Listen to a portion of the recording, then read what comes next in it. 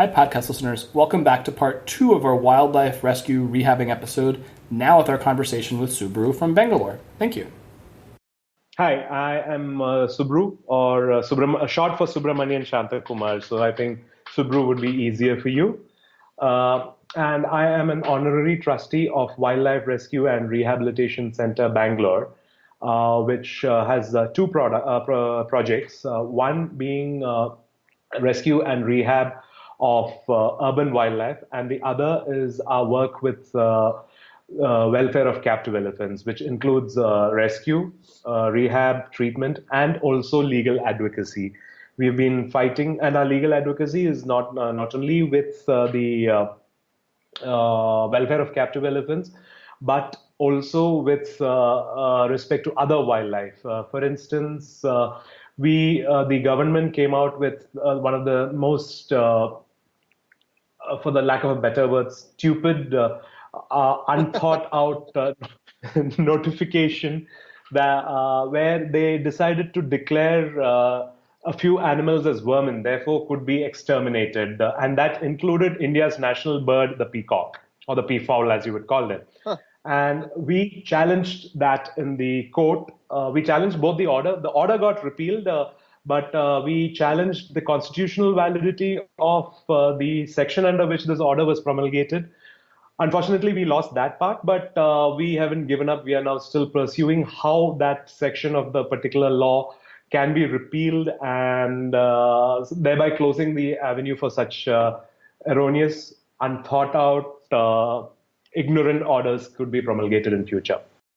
When it comes to animals that get sort of physically rescued by the rescue, what sort of animals get brought in out of a really large city like Bangalore? We get a call. We get calls for multiple. I mean, almost all kinds of animals that we are called in for rescue. But primarily, you can classify. So before I tell you what kind of animals, I would like to touch upon the reasons why they are brought in. Go ahead. All right. Yeah. So the foremost reason, so this most of it is conflict situations, because one thing that people don't understand or are unaware of and have taken for granted is this whole thing called urban wildlife and an urban ecosystem that exists all around us. They don't realize that there is an ecosystem in spite of us being living in a so-called civilized society. We have an ecosystem that is complete with its own hierarchy, with its own set of predators and prey animals and all of those. People don't understand that. People take it for granted and sometimes behave in a very ignorant manner, causing and giving room for a lot of conflict situations, which includes snakes getting into human dwelling, or birds crashing into buildings, or traps set by people for birds and other small mammals. So this is the biggest reason why we get the animals brought into our shelter, and other human activities like construction. When a construction starts, it starts with excavation, right? So there is manual excavation and earth moving equipment excavation that results in the reptiles, a whole lot of reptiles that get injured with like broken backs or being mangled beyond recognition, or even being or for us to be able to save them. So all these are some of the reasons from a human animal conflict perspective that they're brought in. And the other reason is confiscation from the illegal pet trade. Wild animals are not supposed to be maintained as pets or kept in captivity, yet in spite of that, there's a huge market for this. And this pet trade is also there for some superstitious beliefs, like, for example, a reptile like the Bengal land monitor, which is a huge lizard, one of the biggest lizards in India, if I'm not mistaken. They use that whole animal for multiple things. First, they capture it from its abode, which is up. It's an arboreal, primarily. I won't call it an arboreal animal, but it's usually found up on the tree, sunning itself. They drag it from there, twist his limbs behind, and pull out the hamstrings and tie the claws together. And then what? And these are sold to gypsies who walk around selling their blood. So 2 to 3 ml of blood topped with club soda or sparkling water fetches about between 3 to 5,000 Indian rupees, which is anything between 50 to 70 odd dollars for a glass, and it's believed to be an aphrodisiac. Then the talons are used as talismans. The animal is then boiled alive to extract the fat as an oil, which is believed to be a cure for rheumatism. And the flesh is also sold because as an exotic flesh, and some people, there are different beliefs that the flesh cures a myriad of ailments. I mean, I really don't know why people need aphrodisiacs. I mean, I've seen this very interesting. I've seen this very interesting cartoon which had the lone white rhino looking at a hunter, asking him, "You are a few billion people, and you still want aphrodisiacs." So that's exactly why I wondered the same thing. Yeah, exactly. I mean, if it was that, then why do we need to produce Viagra and sell it for such exorbitant price? I mean, in fact, there is a movement to bring down the price of Viagra, if I'm not mistaken. So I really don't know why we want these very expensive placebo. I can't even call it a placebo. Yeah, it's snake oil, for the lack of any other. Or monitor oil in this case, yeah. Yeah, exactly. Yeah, monitor oil, if you will. So that is so same goes with a lot of animals that are being used. Now one of the things, biggest trade thing that is being used for trade is the for such requirements is the Indian pangolin. Yes. If you're familiar with the Indian pangolin, and this is again in the Goa belt, the western coast and the Western Ghats, where you find the maximum population of these animals. Their scales are powdered for various ailments, and this is especially for the Chinese market. So that's the other part of it. So one is for the sale for body parts and consumption, and the other is for pets. Yeah. Pets ranges from things like your two-headed snake, as they call it, or which is nothing but the red earth boa, whose tail he uses Batesian mimicry. He raises his tail, which looks like a head, to distract the predator so that he can make an escape. Yep. Right. So these people, what they do is they capture this poor slow-moving animal, file in a false face into its tail, which is a very painful process, and then they force feed it with ball bearings to increase the weight, because this animal is sold by the weight, and the person who buys it is being sold because this animal is supposed to bring good luck. And once, the person would buy it, he wouldn't know. He would be told that the animal is just eaten, so he's not going to be eating for a month or two, or if not more, and the poor animal will suffer a slow and painful death over the next few days. Yeah. And the person, supposing I'm the person who's bought it, I have no clue about wildlife. It dies, and he says, "Okay, fine, it probably died of some hunger or whatever, some disease or whatever," and I would just dispose it off in the trash. So these are the primary reasons, and then of course some infighting. Sometimes especially kites during breeding season and otherwise, territorial fights and other infights. All of those, a few that actually constitutes the smallest percentage of animals that are brought in. Something I'm curious about asking about, and this is something I plan to ask when we talk to people in Philadelphia also, because I know that in both in the rescues around here and also looking at your Facebook page at your work, sometimes you end up with an animal that gets, I'll set aside the animals that are traded into the city. It's a sort of a separate category for the moment, at least. With the animals that, as you were talking about, that are part of sort of the urban ecosystem. How do you handle where to put them once they're taken out of someone's home, if that person's home, or at least maybe their garden or the street around their home, is actually that animal's natural habitat? Okay, so again, there are two ways of handling this. There are two cases in which we get it. One is a genuine rescue case, like, for example, if say a bird has gotten entangled in the net covering my window. Yep. Right. So, and it's injured himself, and we take it, we rescue the bird, treat him, let him gain his strength, and then we look for the best possible habitat where he can be released. For example, if we take the munias, the munias are small. Munias belong to the silverbill category, the silverbill and the finch category. So the munias, they need dry scrub.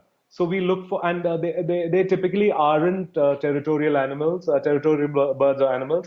So we look for good scrubland where there is a lot of dry scrub where they can get their insects and other things in abundance, and we release them there. And as far as territorial animals, like for example, cobras and other predatory snakes are concerned, we try and release them back in their from the place where they were rescued from. Okay. Now, we get called on snake rescues for multiple things. One is either the dogs have bitten them, or their construction injuries, or somebody it has gone into somebody's house and somebody has decided to be a brave jackass and beaten the snake, and we asked to extract it, or the snake has come inside the dwelling and the people have called our rescuers and they've come and extracted the snake. So in these cases, what we do is we typically take the animal back to ensure that keep it with us for less than 24 hours, where if there's no injury. Okay. We keep it with us for less than 24 hours and we re-release them back in that area under the cover of darkness. Why darkness is because these people will think we are running a scam otherwise. Yeah. Thanks a lot for taking the snake away and putting it right back. Yeah. Exactly. Then we come to the case of certain other animals like your macaques, which is your bonnet macaques, which is what is found, the monkeys, which is found in South India, the bonnet macaques, or say parakeets, the Alexandrine parakeets and the rose ring parakeets. These are kept as pets. A lot of them are reared from infancy upwards, and then they are either confiscated by activists with the help of the forest department, or they sometimes voluntarily come and give them up, or they are abandoned and somebody rescues them and brings them to us. And that's especially the case with macaques, because they kidnap these baby macaques from the wild, and what I mean by wild is the urban wild, because they're supposedly very cute, and as the poor animal grows up, a little bit of the wild instinct comes out, and then suddenly this thing that they really doted upon is now enemy number one and is chucked out of the house, leaving a bewildered animal. Yeah, exactly. And leaving a bewildered animal out in the open, not knowing what to do. So these animals we keep with us, and it's a lengthy process where we try and we slowly dehumanize them, so to speak, and introduce them into a group of their own. So because macaques is one of the high traffic animals that we get, and once that can be released within 1 or 2 months, we re-release them back to the area from where they were rescued, and they have always rejoined their troop. Okay. Including one case where a young baby, not a baby, a sub-adult was rescued, and we had to keep him for about 4 months, and we took a chance and released him there from where he was rescued. We were waiting there to see, and after a few minutes of hesitation, the mother came and grabbed him and went off, which was a very gratifying thing for all of us, I'm sure you also know that. I mean, when you see the success in terms of an animal being released, that is what makes us do what we do, right? So, hey, I have a question for you. Go ahead. I hadn't initially thought to ask it, but I'll ask it. So how did you get involved in this field? You seem to have a lot of biological knowledge, some legal knowledge. What pulled you into it? I started off as a wildlife photographer because I was a wannabe wildlife photographer. Let's be very honest there. And I thought I was being a very ethical and carbon conscious photographer and a tourist, and I was an armchair conservationist. So my claim to fame as an armchair conservationist was that I used to read a lot. And by the way, I am a almost zoology graduate. I quit in my final year of graduation and went and did my theater graduation. Yeah, from there, I came across a notice about 8 years back, eight and a half, 9, close to 9 years back, about a sale that WRRC was having. So I kind of liked I liked their logo. So I wanted to look up what they stood for. And I didn't bother calling anybody. I just downloaded the forms, filled it, and sent it to them. And 1 month later, they called me, and I started off as a volunteer. And from a volunteer, I became a managing committee member. Now I'm a trustee, an honorary trustee on the board of WRRC. Got it. And when I quit my corporate life, I took a break, and then I worked with Mercy for Animals for 2 years. Now I'm on my own as a digital consultant, which gives me that space to continue to work with animals. Got it. And so I sort of saved, I probably should have saved a happy question for the end, but maybe this will be a happy question. Okay. The last question I have is, it's something that we hear here, and I'm sure you hear it there. How do you have the conversation when people say, there are so many human needs here? There are so many, whether it's children, whether it's whatever, poor people in the community. Why should we take money? Why should we take resources and devote them to animals? Yeah. So I have two answers for these. I have faced this more often than you think.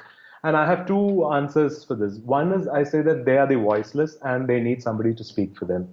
And the other thing I say is, if we do not save these animals, there will be no world left to save for these children.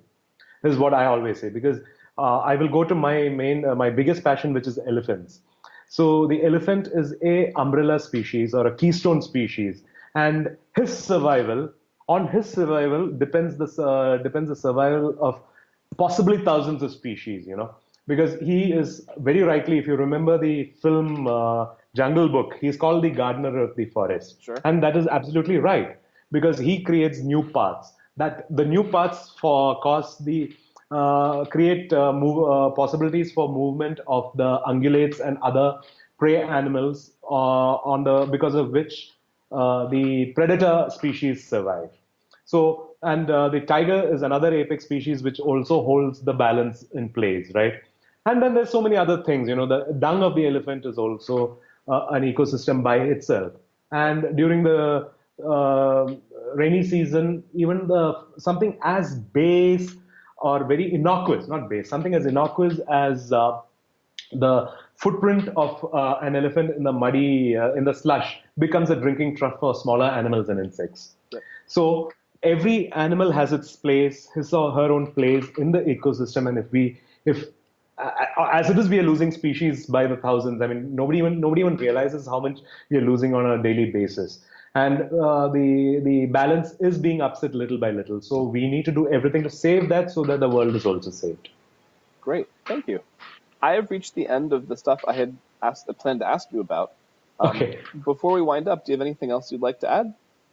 We have an outreach program, and when I speak to people, I always tell people that they need to be aware of the fact that because of the way our lives are with the onslaught of technology and the comforts that technological advances have brought, we are totally disconnected with what happens outside of our balconies and outside of our apartment buildings. We know there is a tree there, but we do not know how many birds and animals depend on that tree.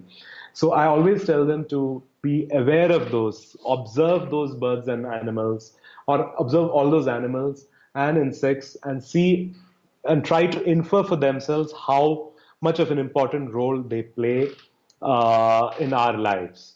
And just by observing, we will be able to slowly realize the beauty of the animal world that is all around us, and of which we are a part of too. So if you are interested in helping us continue the work that we are doing with urban wildlife and with captive elephant welfare, please do go to our website, www.wrcindia.org/donate. And you could donate whatever you wish, either on a small amount on a regular basis, or whatever you could afford to donate for us, because every little bit for us counts.